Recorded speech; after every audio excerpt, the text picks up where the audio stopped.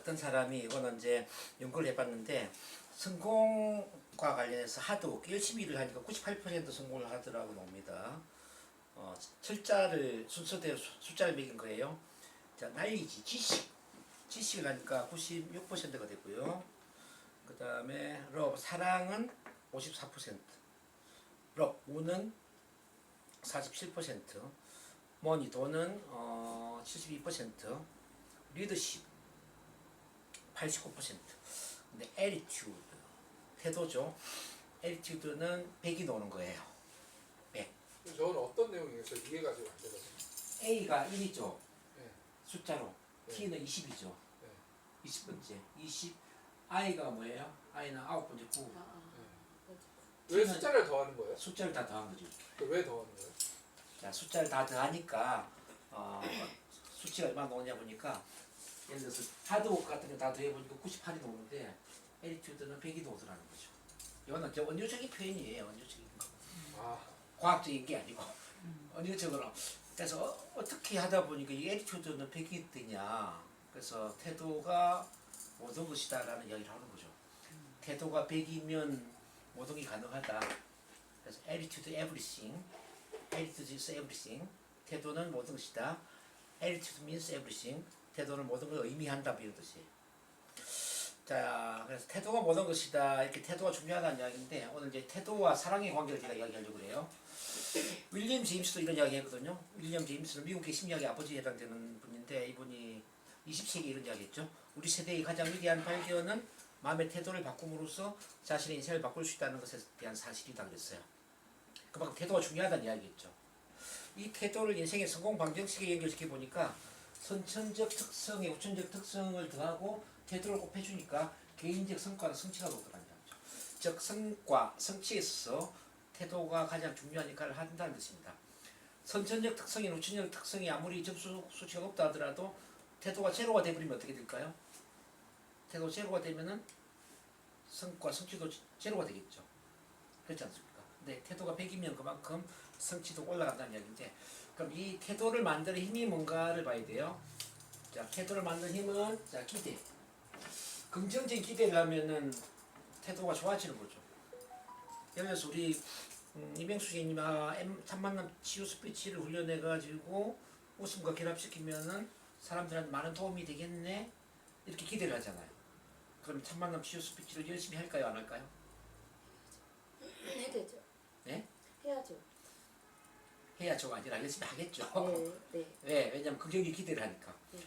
공부를 하는 그 고3 수험생이 내가 공부를 열심히 하면 이번에 서울대학교에 합격하겠네? 기대를 하면 공부를 열심히 하겠죠. 네. 그렇죠? 이렇게 이제 그 기대는 태도를 만든다고 합니다. 그럼 기대를 만드는 게 뭐냐면 믿음이거든요. 할 수 있어. 난 할 수 있어. 난 할 수 있어. 잘할 수 있어. 잘할 수 있다고 생각하면 긍정의 기대가 나오지 않겠습니까? 네. 그렇죠? 그럼 잘할 수 있다는 이 믿음은 어디서 오는 거지? 그게 바로 자아 개념이라는 거. 그러니까 자아 개념은 그 나에 대한 믿음의 총체를 자아 개념이라고 그래요. 내가 어떤 사람이냐에 대한 믿음의 총체. 자, 그 나를 긍정적으로 생각하잖아요. 나는 괜찮은 사람이야. 나는 머리가 좋은 사람이야. 나는 유능한 사람이야. 나는 성공이 필요한 모든 걸 갖고 있어. 가치 있는 존재야. 이렇게 믿어버리면 난 할 수 있어.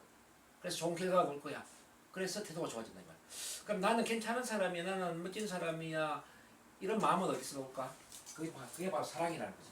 나를 사랑하는 마음이 커지면 내가 좋으면 나는 가치 있는 존재고 나는 필요한 사람이고 나는 뭐든지 할 수 있는 사람이라는 자아 개념이 긍정적으로 바뀐다 이 말이에요.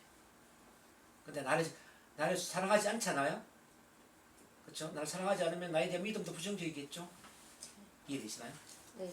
이렇게 이제 그래서 이제 나에 대한 사랑이 결과적으로 태도를 결정한다 이런 의미입니다. 자, 이건 어려운 게 아니니까 빠르게 넘어갈게요.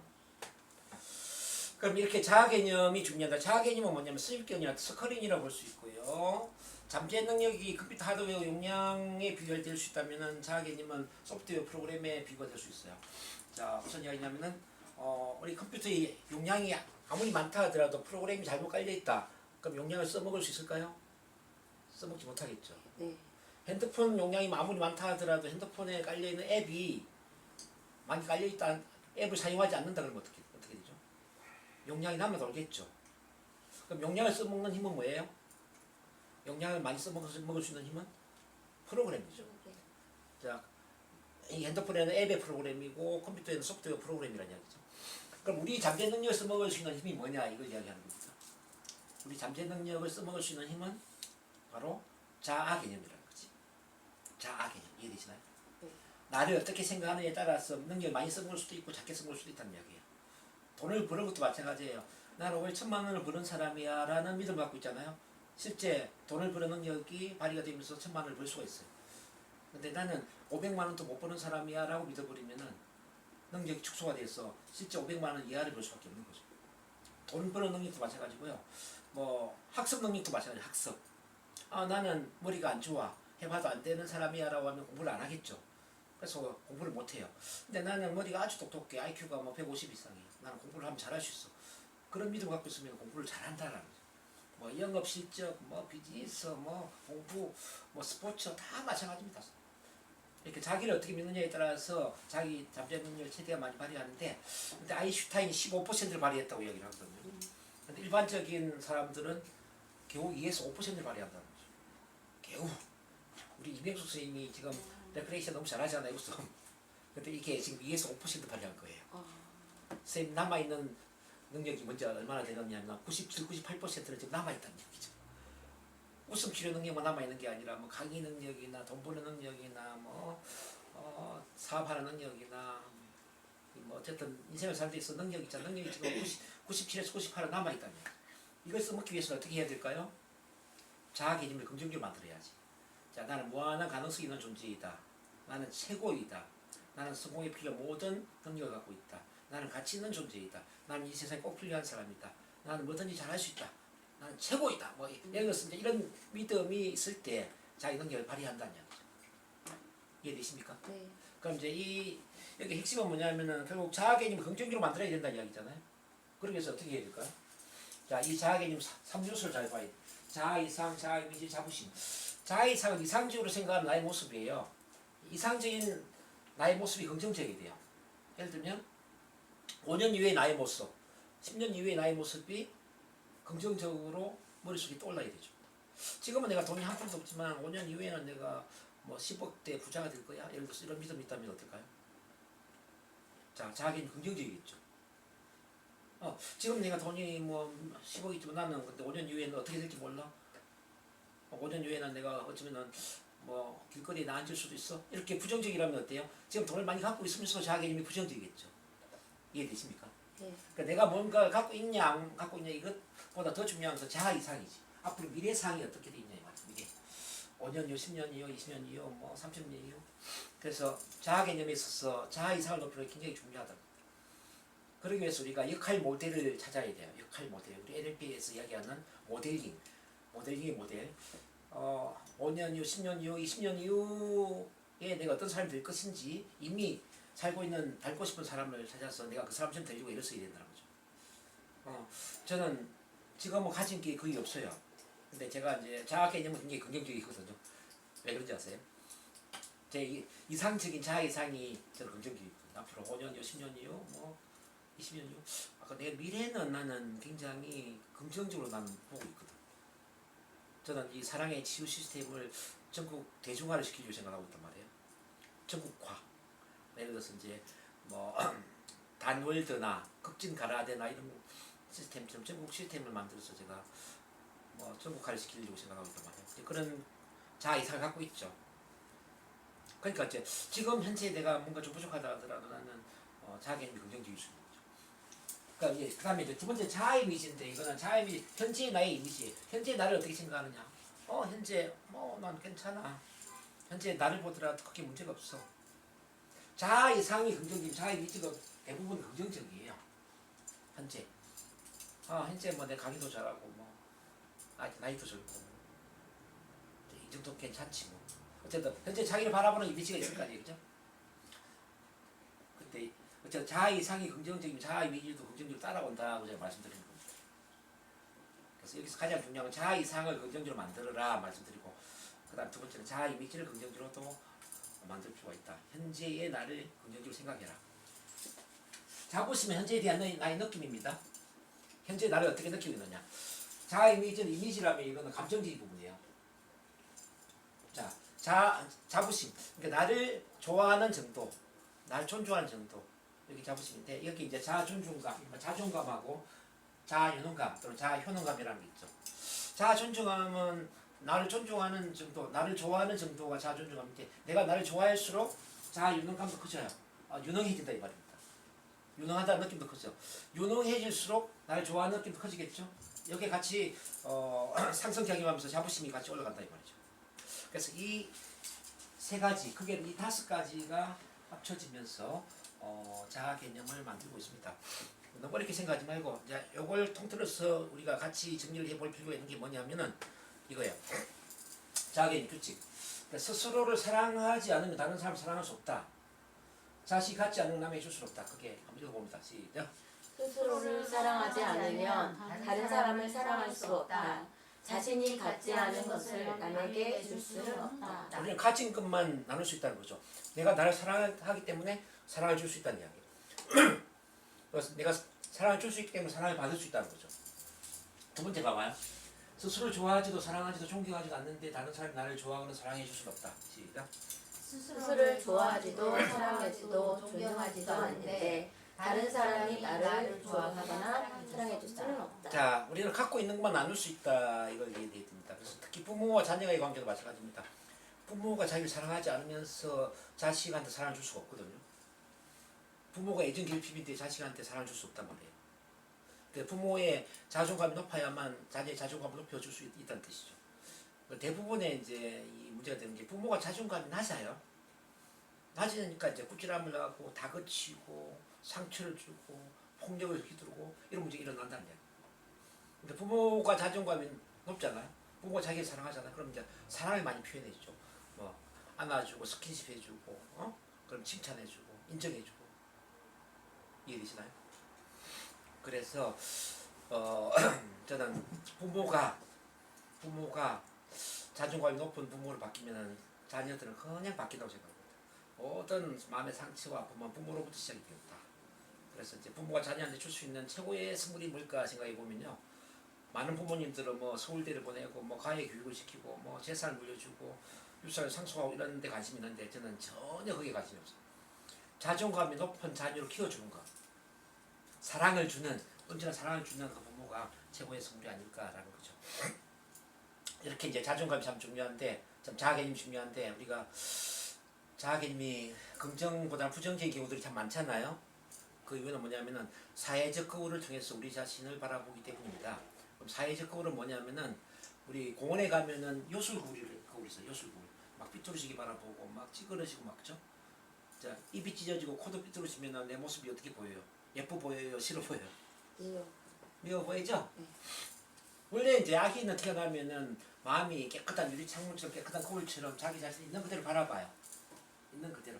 즉 자기 자신에 대해서 평가 판단을 하지 않는다 이 말이에요.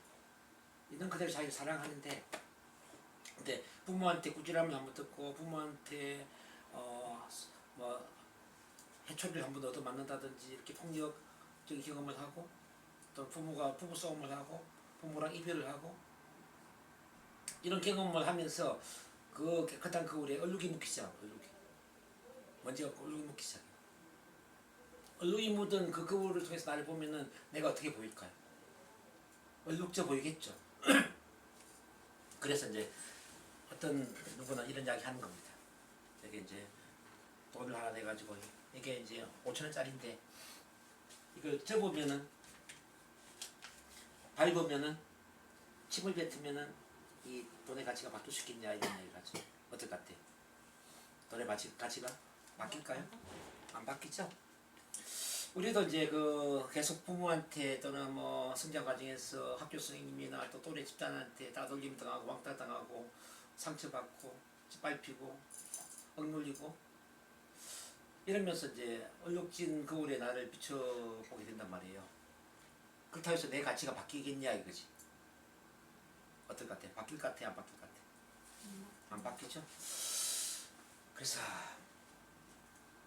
이 거울에 얼룩진 그 먼지와 얼룩을 우리가 씻어내야 된다 이 말이죠. 어떻게 씻어내야 되느냐? 씻어내야 될 게 이제 삭제, 왜곡, 일반화가 있는데요. 삭제라는 얼룩은 뭐냐면요. 좋은 것을 삭제시켜버리고 안 좋은 것만 보게 만드는 거예요. 자, 정수기 물에 있어서 있잖아요. 좋은 물을 다 걸러버리고 저기 뭐 오염된 물만 남아 있으면은 어떻게 했어요? 물 마시면 우리가 병이 들겠죠. 우리 모습 중에서도 좋은 것을 다 걸러버리고 안 좋은 것만 남겨도. 또 어떤 것은 우리 이 마음의 안경이라고 그랬거든요. 어떤 것은 확대시켜서 보고요. 어떤 것은 축소시켜서 보는 거죠. 원목 렌즈, 볼록 렌즈. 좋은 것을 확대시키면 얼마나 좋겠어요. 근데 안 좋은 것을 확대시키고 좋은 것을 축소시키면은 우리 자신의 모습이 어떻게 보이죠? 일그러져 보이겠죠. 또 어떤 거는 일반화시켜요. 한두 번에 실수한 것을 전체의 실수로 연결시키고 한두 번의 실패를 인생 전체를 실패로 일반화시킬 수가 있거든요. 그래서 이런 것들은 우리가 보완을 해야 된다는 겁니다. 그래서 여러분들이 오늘 이 시간에는 지금 100가지 쓰기 힘들지만은 자, 장점 목록 100가지 작성하기 한번 해봅니다. 자, 성공 경험 목록 100가지 작성을 한번 해봅니다. 감사 목록 100가지도 한번 써보자고요. 꾸배 목록 100가지도 한번 써볼까요? 근데 이거는 집에서 숙제하는 걸로 할게요. 오늘 시간이 부족하기 때문에 지금 이 시간에 10가지씩만 한번 이야기하도록 해볼게요. 옆 사람하고 자, 가위바위보 한번 해서 두 분 마주보시고.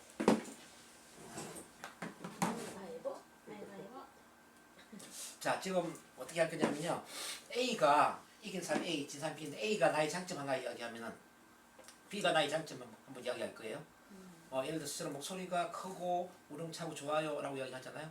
저는 미소가 아름다워요 이렇게 이야기하는 거예요. 오케이.